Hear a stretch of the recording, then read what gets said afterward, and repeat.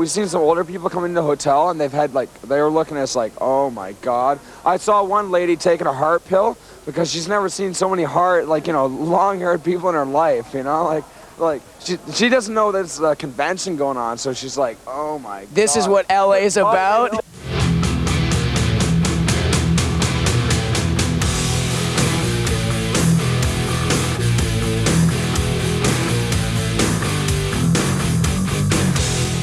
Vanessa Warwick with you on the Headbangers Ball, coming to you from the Concrete Foundations Forum in Los Angeles. And I bet you recognize these two guys who I'm standing with.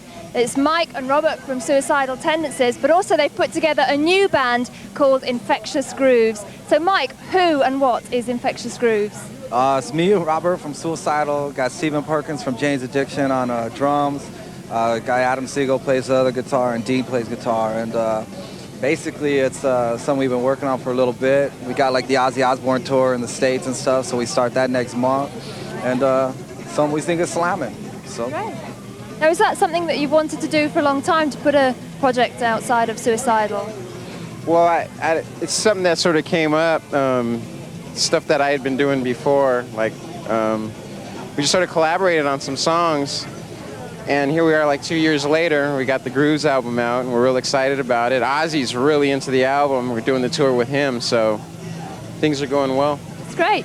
I mean, how did you manage to hook up with Ozzy on one of the tracks? He actually sings backing vocals, doesn't he? He sings backup on Therapy. We're in the studio recording the album, and they said, hey, Ozzy's coming in to do his album. We were like, wow, that'd be great if Ozzy would sing on our album. And, and he just happened to be there that day, walked in the studio, came in, said, let me hear the track, played him the track. I love it. Can I sing on it? It was like, can you sing on it? It's yours. And, great. The rest is history.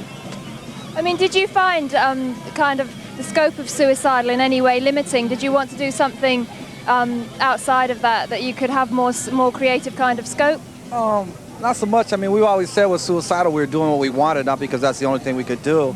And with Suicidal, besides the music, there's a message. If you want to do something, you should do it. If you believe in it, then do it. And it's like, before we even started, people say, don't do it. It's like, what? You haven't even heard no music and you're telling me not to do it. And they're saying, well, it doesn't work. How many people can you name to sing for two bands and it works and stuff? I said, that's their problem. That ain't my problem. And that's the whole thing. If you believe in something, do it. And that's, so that's the whole point. If people don't like it, fine. They don't like Suicidal, fine. I like it, so I don't give a damn.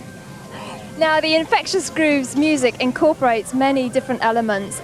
Do you think this should appeal to all heavy rock fans? There's all sorts of different elements in there, from funk right through to thrash.